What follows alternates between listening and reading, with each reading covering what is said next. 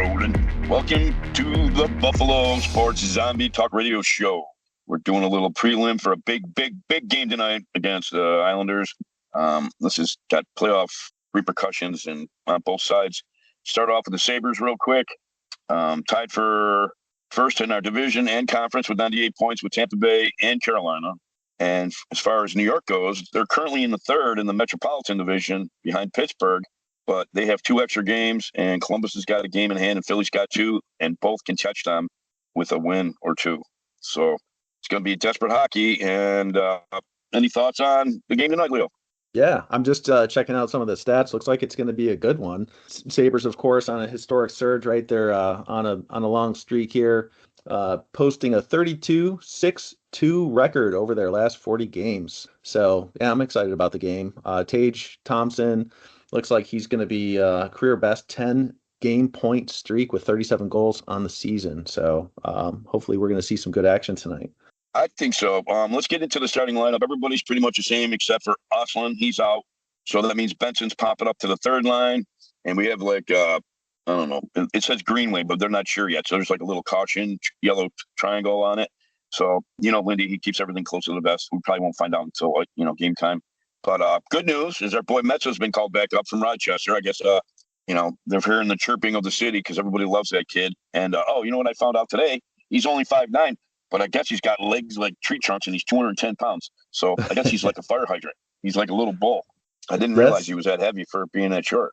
Dang. Yeah, he's got to be right. You got a low center of gravity there, so he's probably pretty sturdy on the ice. Yep. Yeah, just I was also checking out some stats here. Looks like UPL will be playing tonight, and allegedly their goalie is also pretty legendary. So pretty good matchup on goaltending tonight. Yeah.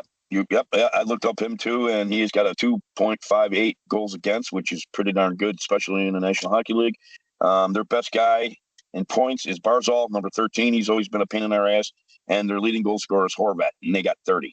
He's got 30 goals. So it should be a battle. Yeah, it's just looking at the DraftKings betting lines too. It kind of reflects the same. They've got the Islanders at plus 164, Sabres at minus 198 right now. Over and under 6.5, so over plus 105, under minus 125, and it looks good.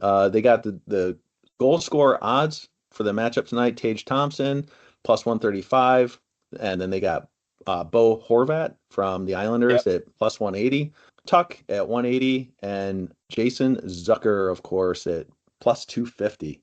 I like that one best. Tuck hasn't had a goal in a while. I don't know where he's been. He's mine somewhere else. I wish we just signed him already, get it done with, and then maybe that'll put him to ease or something. But he's been stuck on 29 goals for a while. And that's not totally uncommon with people, working their way up the milestone ladder. 1 goal away from 30. Tage is at 37. Hopefully he doesn't get stuck and he can get past 40. We got a couple other goal scorers that are in their 20s too. Doan and Zucker, both are like 22 and 23 respectively. The only thing I want to touch on real quick is we brought up in the past, and I was looking at the plus minus for everybody on the team. Tage has got how many points, man? He's got like 70 some points, like 72, 74, and he's still a -6.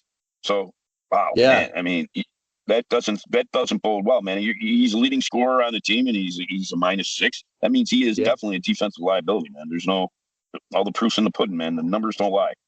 He's got 37 goals on the season so far, so pretty good. Yeah.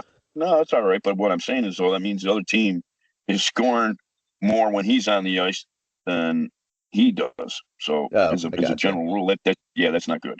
But, I don't want to be too critical, but I also don't want to blow smoke up somebody's hoo-ha that doesn't deserve it.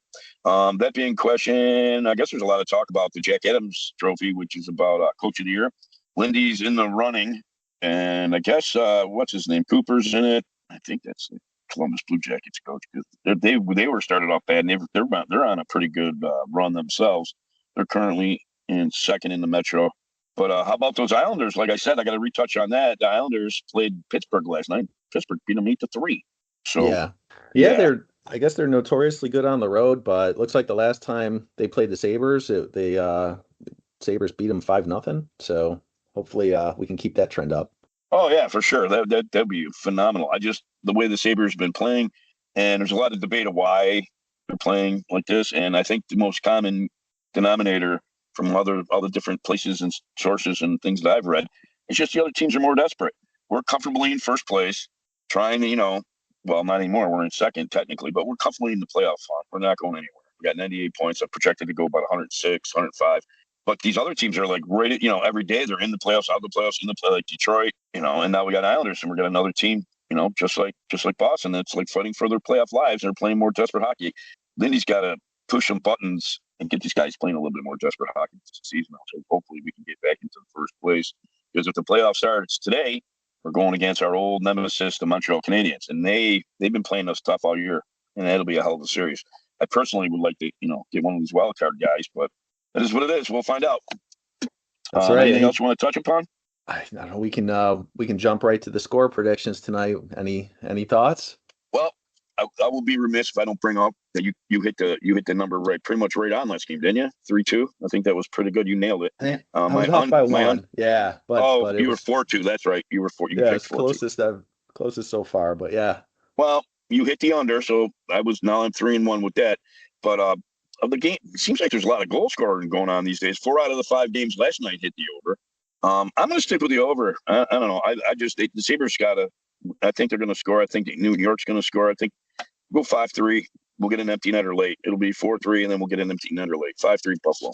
Love it. All right, I'm going to go Sabres 4, Islanders 3, so I'll go 4-3. We'll see how it pans out. But I agree. I think it's going to be an exciting game. I think it's going to be a close game, and the Islanders are going to be fighting for their lives, right? So should be a fun one to watch. Sounds good, buddy. All right. See you later, sports fans. This is the Buffalo Sports Zombie team. Check it out. Yeah, like, comment, subscribe, share, all that good stuff. We want to hear from Zombie Nation. Damn straight. Peace out. See ya.